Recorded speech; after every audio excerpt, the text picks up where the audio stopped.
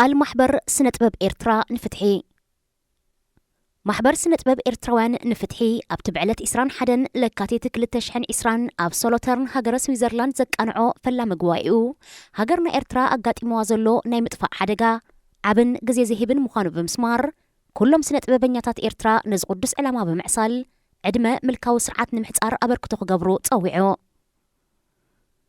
እዚ ጉባኤ ንኹሉቲ ኣብ ስነ-ጥበብ ሃገርና ዝነጥፍን ንኹሉ ሕሉፉን ህልውን ኤርትራዊ ክብርታት ዝኣምንን ውልቀ ሰብ ይኹን ጉጅለ ክፉት ምዃኑ ብምሉእ ድምፂ ተሰማሚዕሎ። ኣብ ሃገርና ኤርትራ ፍትሒ ነጊሱ ህዝቢ ኤርትራ ብሰላም ክሳብ ዝነብር ድማ እዚ ማሕበር እዚ ዝከኣሎ ኣበርክቶ ክገብር ምዃኑ ኣብ ናይ ሓባር ስምምዕ በፂሖ። ንሕና ስነ-ጥበበኛታት ዓቕምናን ክእለትናን ብዘየገድስ ንባህሊ ህዝቢ ኤርትራ ዘይንዓቕ ኣበርክቶ ዝገበርና ኢና። ኣብዚ ዝሓለፈ 60 ዓመታት ብፍላይ ከዓ ኣብ ዝሓለፈ 30 ዓመታት ኣዝዮም ብዙሓት ዝኾኑ ስነ-ጥበበኛታት ፈርዮም ብመንፅር ተኻልእ ናይ ኤርትራ ጽላታት ክርአ እንከሎ ቁፅሪ ስነ-ጥበበኛታት ብፍላይ ከዓ ቁፅሪ ደረፍትን ተዋሳእትን ብልዑል ናህርዩ ክኸይድ ጸኒሑ። ይኹን እምበር ሃገርና ኤርትራ ብቁጠባ ይኹን ብማሕበራዊ ድኻም ብዲፕሎማሲ ይኹን ብፖለቲካዊ ተነፅሎ ንቁልቁልያ ክትከይድ ጸኒሓን ዘላን ጉዕዞ ሃገርና ኤርትራ ድማ ኣንጻር ባህግን ሕልምን ስነ-ጥበበኛታትና ኮይኑ ይጸኒሖ። ታሪኽና ጥራይ ዘይኮነ ታሪኽ ህዝቢ ዓለሙን ከም ዝምስክሮ ስነ-ጥበበኛ ናይ ህዝቢ እዩ። ናይ ህዝቢ ክሳብ ዝኾነ ከዓ ስቓይ ህዝቢ ክመሮ ባህርያዊ እዩ። ጉባኤና እምበኣር ስቓይ ህዝቢ ስቓይና ምዃኑ ባህታ ህዝብና ድማ ባህታና ምዃኑ ብምእማን ስቓይ ህዝቢ ንምሕፃርን ኣብ ኤርትራ ፍትሓውን ዲሞክራስያውን ስርዓት ንምትካልን ብምሉእ ዓቕሙ ተበጊሱሎ። ጉባኤና መን እዩ ስነ-ጥበበኛ ዝብል ዛዕባ ካብቲ ብሰፊሕ ዝተዘራረበሉ እዩ።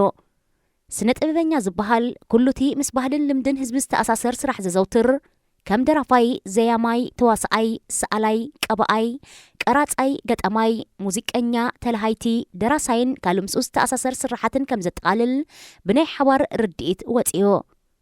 ዝኾነ ኤርትራዊ ኣብዚ ዓውዲ እዚ ዝነጥፍን ንብሉፅ ክብርታት ህዝቢ ኤርትራ ኣዋጋዕ ዕዳጋ ዘይእቱን ምስ ዝኸውን ድማ ሙሉእ ኣባል ናይዚ ማሕበር ክኸውን ማዕፁኡ ክፉት ምዃኑ ብልዑል ድምፂ ተሰማሚዑ። ጉባኤና ነቲ ምሒር ተሃሲ ዘሎ ስነ-ጥበባዊ ስራሓት ኣብ ምዕባልን ነቲ ብግቡእ ከይተሰነደ ዝባኽን ዘሎ ሙሉእ ስነ-ጥበባዊ ስራሓት ኣብ ምዕቃብን ልዑል ተራ ክፃወተሉ ዘኽእሎ ባይታ ኣብ ምፍጣር ክነጥፍ ምዃኑ ኣስሚሩሎ። ንኹሎም ኣብ ስነ-ጥበባዊ ስራሓት ኣበርክቶ ዝገበሩን ዝገብሩ ዘለውን ስነ-ጥበበኛታትን ብኩሉ መዳይ ሓገዙ ከበርክት ምዃኑ ድማ ብልዑል ድምፂ ተሰማሚዑ። ጉባኤና ንማሕበር ዝመርሑን ዝቐይሱን ብኽኢላታት ዝቐረበ ንድፊ ሕጊ ተኻቲዕሉን ኣጽዲቑን ድሕሪ ናይ 3 ሰዓታት ዝወሰደ ዲሞክራስያዊ ክትዓድ ድማ ንመጻኢ ከም ዓንዲ ሕጊ ክጥቀመሉን ክቕየደሉን ምዃኑ ብኽታም ኩሎም ተሳተፍቲ ኣረጋጊጹ። ኣብ ትሕቲ እዚ ዓንዲ ሕጊ ዝኾይኖም ነዚ ማሕበር ዝኣልዩን ዝመርሑን 11 ኣባላት ቦርድ ኣቒሞ ካብዚኣቶም እቶም 7 ቀወምቲ ኣባላት ቦርድ ኮይኖም እቶም 4 ድማ ከም ሕፁያት ኮይኖም ተመሪፆም። ኣባላት ቦርድ ንዓኣቶም ከም ኣቦ መንበር ኮይኑ ዘገልግሎም ሓደ ሰብ ክመርፁ ድማ ጉባኤ ብምሉእ ድምፂ ምሕፅንቱ ኣቕሪቦ። ኣብዚ ጉባኤ ብዝተፈላለዩ ውልቃዊ ምኽንያታት ብኣካል ዘይተሳተፉ ሓያሎ ስነ-ጥበበኛታት ናይ ደገፍ መልእኽቶም ብጽሑፍን ብቓልን ልኢኾም።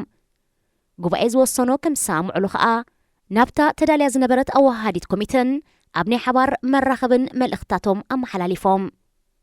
ኣብ መወዳእታ ብተሳታፍነት ኩሉ ተጋባኣይ ስም ማሕበር ስነ-ጥበብ ኤርትራውያን ንፍትሒ ክኸውን ተሰማሚዑ። ድሕሪ ምዝዛም ጉባኤ ካብ ሰዓት 7 ናይ ምሸት ዝጀመረ ባህላዊ ምሸት ብኩሎም ጉባኤኛታት ቀሪቦ። እዚ ንኹሉ ደላይ ፍትሕን ሰላምን ዝኾነ ኤርትራዊ ዝኳሕኩሐ ዓብ ናይ ብስራት ደወል ድማ ብውዑዕ መንፈስ ተዛዚሞ። ኣብዚ ጉባኤ እዚ ዓብዪ ኣባታዊ ምኽሪ ዘበርከቱ ክቡር ኣቦና ተወልደ ረዳ፣ ክቡር ኣቦና መምህር ንጉሰ መንስዓይን፣ ክቡር ኣቦናን ኣያናን ኣብራር ዑስማንን ተሳቲፎም ነይሮም። ነዚ ጉባኤ እዚ ንምምዕራግን ጉባኤና ኣብ ምቕላስ ዘበርከትዎ ለባም ምኽርን ከዓ ብስም ማሕበርና ማሕበር ስነ-ጥበብ ኤርትራውያን ንፍትሒ ምስጋናና ይብፅሓዮም። በዛ ኣጋጣሚ ማሕበርና ንኹሎምቶም ብኣሽሓት ዝቝፀሩ ንጉባኤና ከድምቑ ዘምሰዩ መንእስያትን ዓበይትን ደቂ ኣንስትዮን ደቂ ተባዕትዮን የመስግን። ንኹሎም ነዚ በዓል ክውን ንምግባር ለይትን መዓልትን 3 ዋርሕ ዝደኸሙን ጉባኤና ዕዉት ንምግባር ዓብዪ ኣበርክቶ ዝገበሩን ኣባላትን አባላትን ዝማሕበር የመስግን። ጉባኤና ብጽፈት ንኽውዳእ ባህላዊ ምሸትና ድማ ብሰላምን ስኒትን ንኽዛዘም ዝሓገዙን ዝወሃሃዱን ኣባላት የኣክል ስዊዘርላንድ የመስግን። ንኹሎምቶም ብትራንስፖርት ካብ ሆቴልናን ቦታ ጉባኤናን ዘመላለሱናን መንገዲ ዝሓበሩናን የመስግን።